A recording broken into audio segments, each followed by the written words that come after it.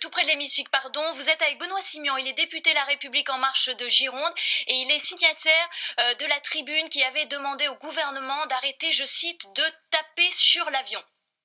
Benoît Simian, bonjour. Alors vous aviez signé cette tribune avec 90 parlementaires, arrêtez de taper sur l'avion, et ce matin le gouvernement dégaine une nouvelle taxe sur les billets d'avion. Qu'est-ce que vous en pensez ?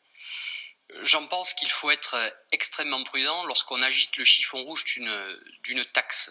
On l'a vu ces derniers mois. Donc il y a sur l'aérien déjà un empilement de taxes depuis ces dernières décennies. Et là, voilà qu'une nouvelle taxe. Alors, moi j'entends bien... il a été pris en compte les outre-mer, les spécificités territoriales. On avait alerté dans la tribune avec un certain nombre de collègues députés et sénateurs sur la nécessité de prendre en compte ces territoires enclavés que je viens de citer, l'outre-mer et d'autres territoires métropolitains extrêmement enclavés qui n'ont pas d'autre solution que l'aérien. Visiblement, dans ce que je viens de parcourir dans les annonces du gouvernement, ceci a été pris en compte. De toute façon, il y aura le débat dans le cadre du projet de loi de finances donc à l'Assemblée nationale, au Parlement à l'automne. Il s'agit d'annonces gouvernementales.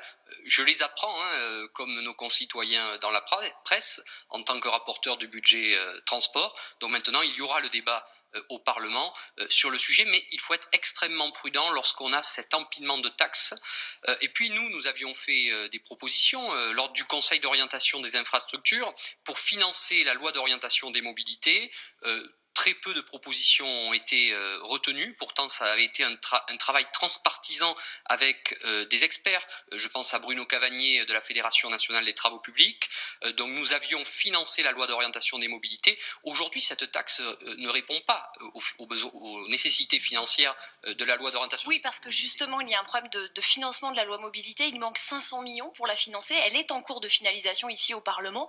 Ces 180 millions, ça ne suffira pas. Oui, là, on parle de 180 millions. Donc, en effet, il manque encore jusqu'à 5 millions, vous faites le calcul. Plus tous les projets non financés, il y a un sérieux trou dans la raquette sur cette loi d'orientation des mobilités. Et nous avions alerté, nous étions encore en débat à l'Assemblée nationale il y a quelques semaines sur ce projet de loi mobilité.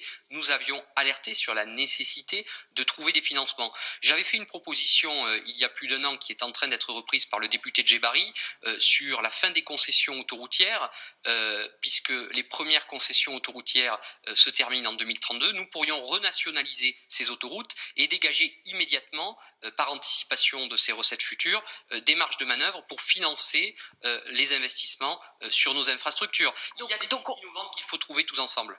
Et vous n'êtes, on l'a bien compris, pas très satisfait d'avoir appris un peu au dernier moment ces annonces gouvernementales, bien que vous soyez un des députés qui ait travaillé sur le sujet dans la majorité. Merci d'avoir été avec nous. Je pense que c'est collectivement qu'on avance.